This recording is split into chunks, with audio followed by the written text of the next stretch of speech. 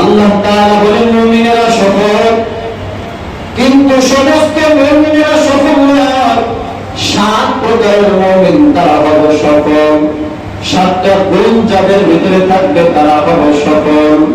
1 নম্বর গুণ আল্লাহ বলেন আল্লাযীনা হুম ফী সালাতিহিম খাশিউন। 1 নম্বরে ওই সমস্ত মুমিনেরা সফল হবে যে সমস্ত মুমিনেরা নিজেদের নামাজের ক্ষেত্রে বিনয়ী এবং নম্র। 1 নম্বর ওই সমস্ত মুমিনেরা সফল হবে যারা নিজেদের নামাজের ক্ষেত্রে বিনয়ী এবং নম্র। তার মানে কি নামাজ শুরু করলেই হবে? বিনয়ের সাথে নামাজ পড়তে হবে। আল্লাহ বলেন খাশিউন, যারা বিনয়ী নম্র।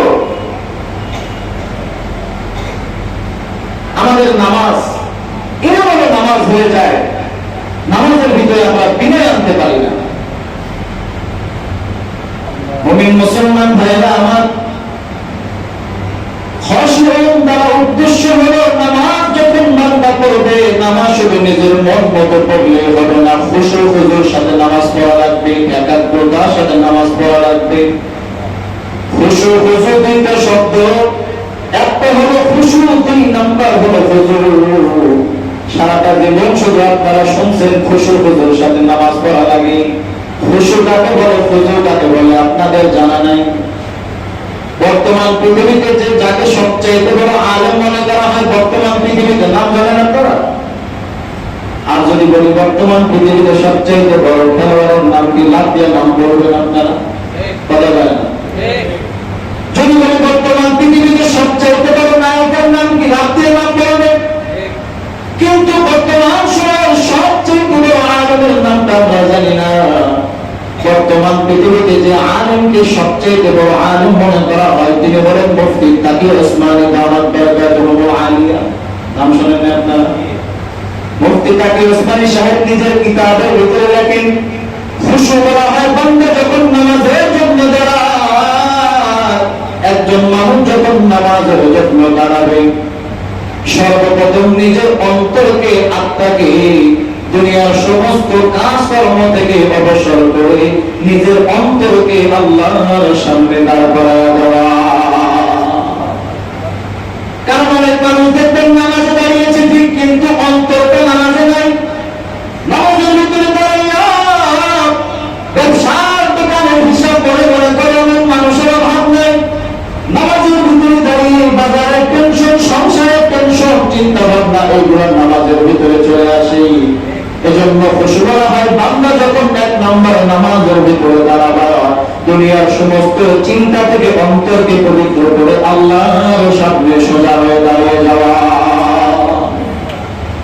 2 নম্বর হলো হুজুর। 1 নম্বর অন্তর, আত্মা আল্লাহর সামনে দাঁড়াবে। 2 নম্বর হলো আমার বডি, আমার হাত, আমার পা, আমার পুরো বডি ল্যাঙ্গুয়েজ আল্লাহর সামনে সোজা হয়ে দাঁড়াবে। অনেকে দেখবেন নামাজে দাঁড়ানোর পরে বাঁকা হয়ে দাঁড়ায়, আবার অলসতার ভাব নিয়ে নামাজে যায়, আছে না? কথা বলেন। নামাজে দাঁড়ানোর পর একটা অলসতা ভাব চলে আসে, বাঁকা হয়ে নামাজে দাঁড়ায়। দাঁড়ানোর সিস্টেম নাই, রুকু সিজদা গুলো অলসতার সাথে করতে থাকে। এইটার নাম বিনয় নয়।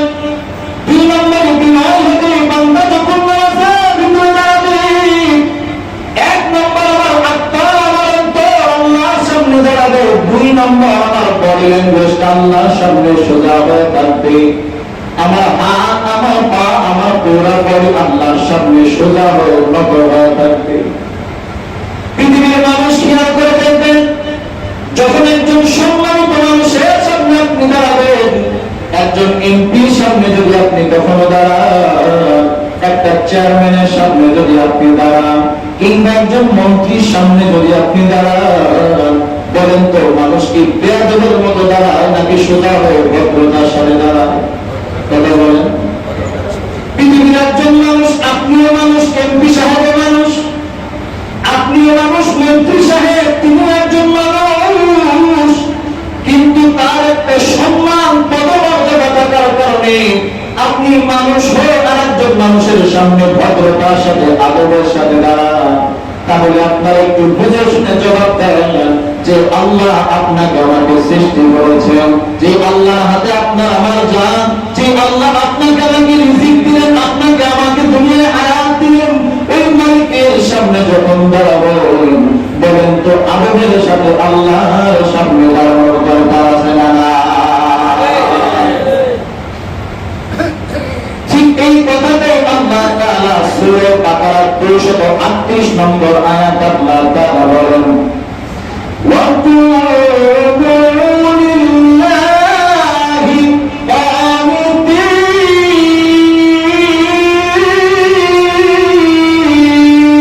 আল্লাহু আকবার। এমপির সামনে দাঁড়াও, ভদ্রতার সাথে দাঁড়াও, মন্ত্রীর সামনে দাঁড়াও, ভদ্রতার সাথে দাঁড়াও। আহকামুল হাকিমিন আল্লাহর সামনে যখন দাঁড়াবা, তো আল্লাহর সামনে দাঁড়ায় নামাজের ভিতরে বেয়াদবি করা যাবে না, নামাজের ভিতরে বাঁকা হয়ে দাঁড়ানো যাবে না। হাদিসের ভিতরে আসছে, নবীজি বলেন, বান্দা যখন নামাজের ভিতরে দাঁড়ায়, ফাইন্নাল্লাহা হিয়ালা ওয়াজহি, আল্লাহ তাআলা বান্দার চেহারার সামনে থাকে। আপনি এই জায়গায় নামাজে দাঁড়িয়েছেন, সামনে একটা দেওয়াল দেখা যায়, কিন্তু সামনের দেওয়াল যদি আপনাকে বাহ্যিক দৃষ্টিতে আপনি দেওয়াল দেখতে পান, নবীজির হাদিস বলে, বান্দা যখন নামাজের ভিতরে দাঁড়ায়, বান্দার চেহারার সামনে আমার আল্লাহ নিজে দাঁড়ায় যায়। তাহলে একবার কল্পনা করেন, আল্লাহর সামনে আপনি দাঁড়িয়েছেন নামাজে, এই নামাজে বেয়াদবি করা যাবে? কথা বলেন। মুমিন মুসলমান ভাইরা আমার, এই জন্য সর্বপ্রথম মুমিনের গুণ হলো নিজেদের নামাজটাকে সুন্দর করা লাগবে, নামাজটাকে ভালো করা লাগবে। আপনি আমি নামাজ পড়ি, অন্যান্য ইবাদত করি, কিন্তু খেয়াল করি না ইবাদত কেমনে করা দরকার, ইবাদতের ভিতরে কতটুকু বিনয় আনা দরকার। ইমাম মুসলিম আলাইহির রাহমাত মুসলিম শরীফের শুরুতেই হাদিস নিয়ে আসছেন, ইবাদত কেমনে করব, ইবাদত কোন ভাবে ইবাদত করলে আল্লাহ খুশি হয়। হাদিসে জিবরাইলের ভিতরে আসছে, আনতা আবুদাল্লাহ কাআন্নাকা তারাহু ফাইন লাম তাকুন তারাহু ফাইন্নাহু ইয়ারাক। বান্দা যখন ইবাদত করবা, বান্দা যখন ইবাদত করবা, এমন ভাবে ইবাদত কর যেন আমার আল্লাহকে দেখে দেখে ইবাদত করতেছি। আল্লাহু আকবার। তাকে দেখে দেখে ইবাদত করা লাগবে, এমন ভাবে ইবাদত করবা যেন আমি আমার আল্লাহকে দেখে দেখে ইবাদত করতেছি। কিন্তু আপনার আমার অন্তরটা না পাক, আপনি আমি তো আল্লাহকে দেখতে পারি না, পারবো না। যদি আপনি আমি আল্লাহকে দেখতে নাও পাই, তবে এতটুকু মনে মনে চিন্তা করা যে যদিও আমি আপনি আল্লাহকে দেখি না, কিন্তু আমার আল্লাহ আমাকে দেখতেছে। এমন ভাবে ইবাদত করা লাগবে, এমন ভাবে ইবাদত আপনার আমার ইবাদত দেখে পাশে একজন হাসি দেয়, এটা কি নামাজের সিস্টেম হলো না? কি করতেছে, নামাজ করতেছে না খেলা করতেছে? এজন্য নামাজ ইবাদতের ভিতরে এক নম্বর গুরুত্বপূর্ণ ইবাদত হলো নামাজ। এই নামাজ যদি কারো সুন্দর হয়ে যায়, অন্যান্য সমস্ত ইবাদত গুলি সুন্দর হয়ে যাবে। আর কারো এক নম্বর ইবাদত নামাজ যদি খারাপ হয়, কিয়ামতের ময়দানে সর্বপ্রথম ধরা খাওয়া লাগবে। কোরআনুল কারীম করেন, সূরা আনকাবুতের 45 নম্বর আয়াত আল্লাহ তাআলা বলেন, ইন্নাস সালাতা তানহা আনিল ফাহশাই ওয়াল মুনকার। নিঃসন্দেহে নামাজ ব্যক্তিকে বেহায়াপনা, অশ্লীলতা থেকে বিরত রাখে। দেখবেন আপনার এলাকার ভিতরে যে লোকটা নামাজি, দেখবেন অন্যান্য গুনার কাজে ওই লোকটাকে কম দেখা যায়। যার ভিতরে নামাজের গুরুত্ব যত বেশি, দেখবেন তার ভিতরে গুনাহের আগ্রহ তত কম। কথা বলে ঠিক কিনা? এটা কেন বলে, এটা আমার আল্লাহর ওয়াদা। কোন ব্যক্তি যদি নামাজকে নিজের সঙ্গী বানিয়ে নেয়, কোন ব্যক্তি যদি নিজেকে নামাজের সাথে নিজের সম্পর্ক গড়ে নেয়, ওই ব্যক্তিকে আল্লাহ তাআলা সমস্ত ধরনের গুনাহ থেকে বেঁচে থাকার তৌফিক দান করেন। সুবহানাল্লাহ। মুমিন মুসলমান ভাইরা আমার, এক নম্বর নামাজ ব্যক্তির জীবনকে পরিবর্তন করবে। এক নম্বর নামাজ ব্যক্তির জীবনকে পরিবর্তন করে দেয়। কোন ব্যক্তি যখন সুন্দর করে নামাজ পড়ে দেখবেন তার ভিতরে আল্লাহর ভয় ঢুকে যায়, গুনাহ করতে মনে চায় না। নামাজ যেমনই ভাবে শুধুমাত্র ব্যক্তির জীবনকে পরিবর্তন করে তাই না, কারণ নামাজ যদি সুন্দর হয়, কারণ নামাজ যদি ভালো হয়, তাহলে নামাজ ব্যক্তির জীবনকে পরিবর্তন করার পাশাপাশি অন্য আরেকজনের জন্য হিদায়াতের কারণ হয়। বলেন সুবহানাল্লাহ। বিশ্বনবীর সাহাবী হযরত খুবাইব রাদিয়াল্লাহু আনহুকে মক্কার কাফির বেঈমানগুলো গ্রেফতার করেছে। হযরত খুবাইবকে গ্রেফতার করে তাকে হত্যা করার জন্য তানঈম নামক প্রান্তরের দিকে নিয়ে যায়। ডাক্তার আব্দুর রহমান রাহমাতুল্লাহি আলাইহি তার সুওয়ারুন মিন হায়াতিস সাহাবা কিতাবের শুরুতে ঘটনা নিয়ে আসছেন। নবীজির সাহাবী হযরত খুবাইবকে গ্রেফতার করে মক্কার কাফের বেঈমানগুলো তাকে হত্যা করার জন্য তানঈম নামক প্রান্তরে নিয়ে যায়। তানঈম নামক প্রান্তরে নেওয়ার পরে এই মুহূর্তে নবীজির সাহাবী হযরত খুবাইবকে হত্যা করা হবে, দুনিয়া থেকে বিদায় করে দেওয়া হবে। বিদায় করার আগ মুহূর্তে আশেপাশে শত শত কাফের বেঈমানগুলো অস্ত্র নিয়ে দাঁড়িয়ে আছে, তরবারি নিয়ে দাঁড়ানো। আপনার আমার নবীর সাহাবী হযরত খুবাইবকে প্রশ্ন করল, ও খুবাইব, আশেপাশে তাকায় দেখো, চতুর্দিকে শুধু কাফের আর কাফের, একটা মুসলমান নাই, তুমি এইখান থেকে বাঁচার কোনো সুযোগ নাই। তোমাকে আজকে আমরা নিঃসন্দেহে হত্যা করে দেব, কিন্তু মৃত্যুর আগে যদি তোমার কোনো শেষ ইচ্ছা থেকে থাকে, তুমি মেহেরবানি করে আমাদেরকে বলো, আমরা তোমাকে হত্যা করব ঠিক, তবে তোমার মৃত্যুর আগের শেষ ইচ্ছা আমরা পূরণ করে দেব। আপনি আমি বলে কি বলতাম? কি বলতেন আপনি বলেন তো? মানুষ বলবে আমার জীবনে একটা জিনিস খাওয়ার ইচ্ছা ছিল, ওটা পূরণ হয় নাই, মরি যেহেতু যাবো, তাহলে ওই জিনিসটা একটু খেয়ে যেতে পারলে একটু শান্তি নিয়ে মরতে পারতাম, নাকি বলেন? আবার কেউ বলবে যে আমি আমার মায়ের সাথে একটু শেষ বিদায় দেখাটা করে চাই, আমার মায়ের হাতে একটু রান্না করতে চাই, আমার অনেক জায়গায় যাওয়া একটু শখ ছিল, কোনোদিন যাইতে পারিনি, ওখানে গেলে একটু ভালো লাগতো। আপনার আমার মতো মানুষ আমরা এইগুলোই চাইতাম, নাকি বলেন? বিশ্বনবীর সাহাবী হযরত খুবাইব কাঁদতে বলল, কাফির বেঈমানের দল, তোমরা তোমাকে দুনিয়া থেকে বিদায় করে দিবা, কোনো সন্দেহ নাই।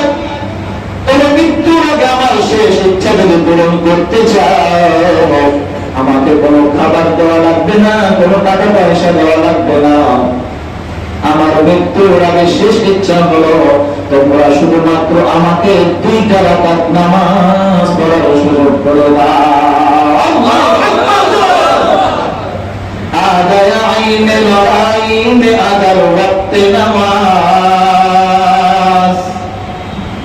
আদায় আইনে লড়াইনে আদার ওয়াক্তে নামাজ, तबलरुल हो के जमी बूस हुई कौमे हिजाज, तबलरुल हो के जमी बूस हुई कौमे हिजाज, एक ही सफ में खड़े हो गए महमूद आयाज, न कोई बंदा रहा और न कोई बंदा नवाज, न मस्जिद में न बैतुल्लाह की दीवारों के साए में नमाज़े इश्क अदा होता है तलवारों के साए में। अल्लाहु अकबर। नबीजी साहबी हजरत खुबाइब কাঁদতে বলে, কাফিরের দল, আমার মৃত্যুর আগে শেষ ইচ্ছা হলো 2 রাকাত নামাজ পড়ব, 2 রাকাত নামাজের সুযোগ দাও। মক্কার কাফির বেঈমানগুলো হযরত খুবাইবকে 2 রাকাত নামাজের সুযোগ দিয়ে দিল।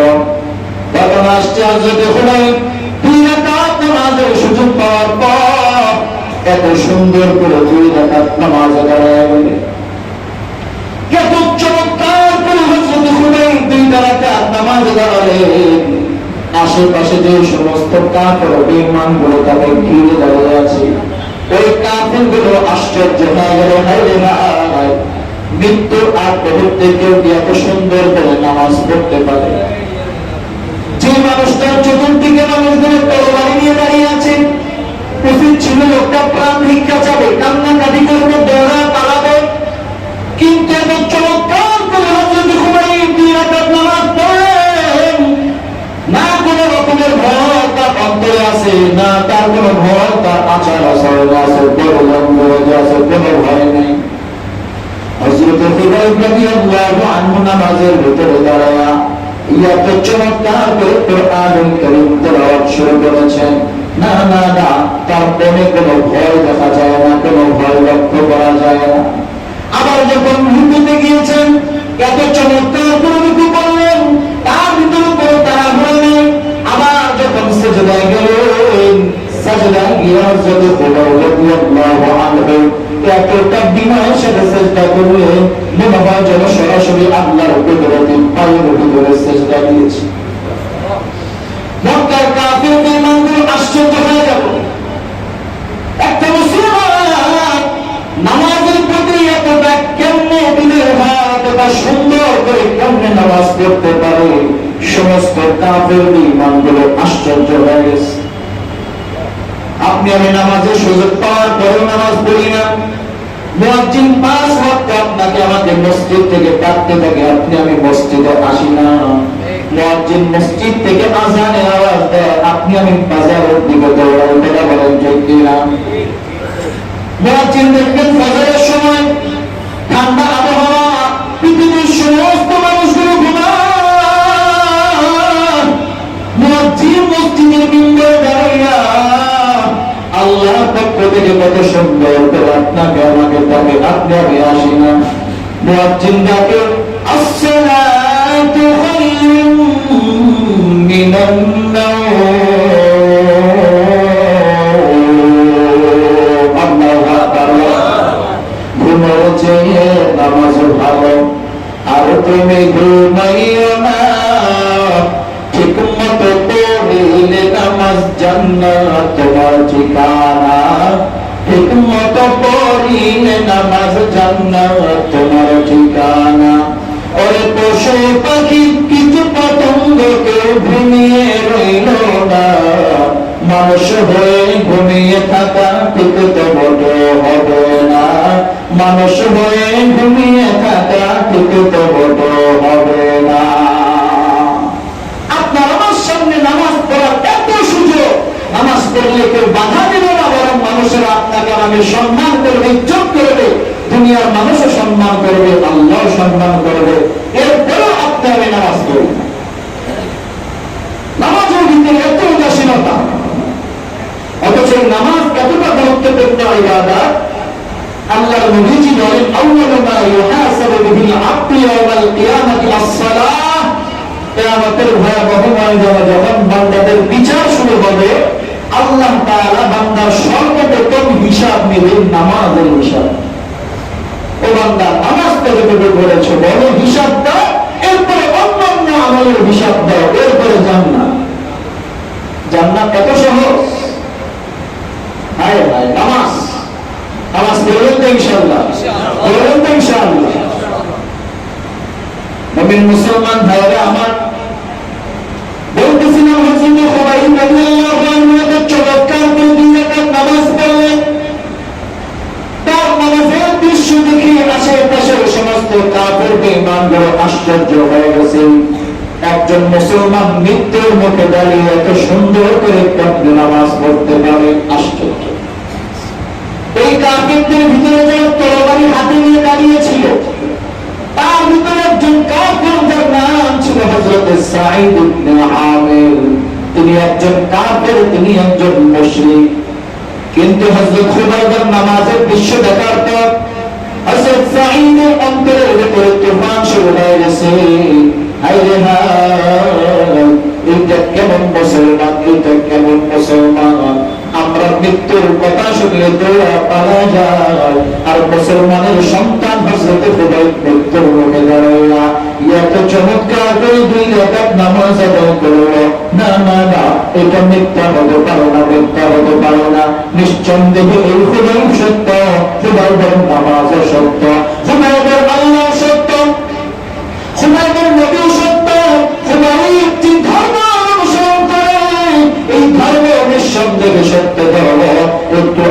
করে বলেন সেই ধর্মের নাম কি? আর যে বলেছে ধর্মের নাম কি? ইন্নাদ-দীনা ইনদাল্লাহিল ইসলাম।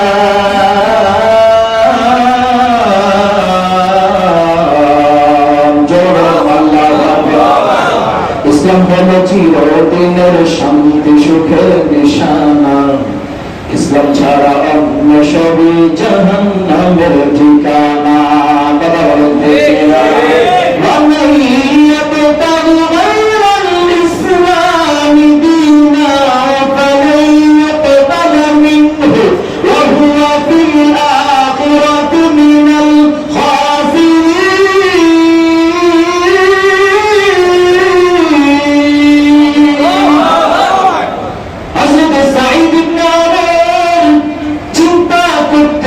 সিদ্ধান্ত নিয়ে ফেলেছে নিঃসন্দেহে খুদাই সত্য, খুদাইদের আল্লাহ সত্য, খুদাইদের বেদ সত্য। আর খুদাই যে ইসলাম ধর্মের অনুসরণ করো, নিঃসন্দেহে ইসলাম মাত্র সত্য ধর্ম, কোনো সন্দেহ না। কিন্তু মক্কার কাফেররা তো হযরত খুবাইবকে নির্মমভাবে শহীদ করে দিল। সমস্ত কাফেররা হযরত খুবাইবকে হত্যা করার পর যার যার বাড়িতে চলে গেল, ঘরে চলে গেল। কিন্তু ঘরে যাওয়ার পরে হযরত সাঈদ ইবনে আমিরের অন্তরের ভিতরে কোনো প্রশান্তি নাই। রাত্রেবেলা যখন বিছানায় শুইতে যায়, ডানকাত হয়, সারা রাত ছটফট করতে থাকে, ঘুম আসে না। চোখের পাতাটা বন্ধ করার সাথে সাথে হযরত খুবাইবের নামাজের দৃশ্য অন্তরে ভেসে ওঠে। কয়েকদিন চলে গেল, খাইতেও পারে না, চলতেও পারে না, ঘুমাইতেও পারে না, শুধু খুবাইবের নামাজের দৃশ্য অন্তরে ভাসে। আর দেরি করেন, হযরত সাঈদ ইবনে আমির মক্কা থেকে রওনা দিয়ে চলে গেলেন নবীজি সাল্লাল্লাহু আলাইহি ওয়াসাল্লামের দরবারে। নবীজির কাছে গিয়ে ডাক দিয়া বলেন, নবী আমার, আপনার সাহাবী হযরত খুবাইবকে আমরা তামিম প্রান্তরে নির্মমভাবে হত্যা করেছি। আপনার সাহাবীকে আমরা দুনিয়া থেকে বিদায় করে দিয়েছি গো নবী। কিন্তু একটা আফসোসের কথা হলো, আপনার সাহাবী মৃত্যুর আগে এত সুন্দর করে 2 রাকাত নামাজ আদায় করেছে। ওই 2 রাকাত নামাজের দৃশ্য আমি আর বলতে পারি না। আমি ঘুমাইতে গেলে ওই দৃশ্য আমার অন্তরে ভেসে ওঠে। আমি যদি খাইতে চাই, তারপরে নামাজের দৃশ্য আমি দেখতে পাই। ও নবী, আমি সিদ্ধান্ত দিয়ে দিয়েছি, আমি আর বেঈমান থাকবো না। আপনি তাড়াতাড়ি আমাকে কালেমা পড়ে মুসলমান বানাবেন। নবী বললেন, লা ইলাহা ইল্লাল্লাহু মুহাম্মাদুর রাসূলুল্লাহ সাল্লাল্লাহু আলাইহি ওয়াসাল্লাম। এই পুরো ঘটনা আমি যে জন্য বলেছিলাম, নামাজ সর্বপ্রথম ব্যক্তির জীবনকে পরিবর্তন করে দেয়।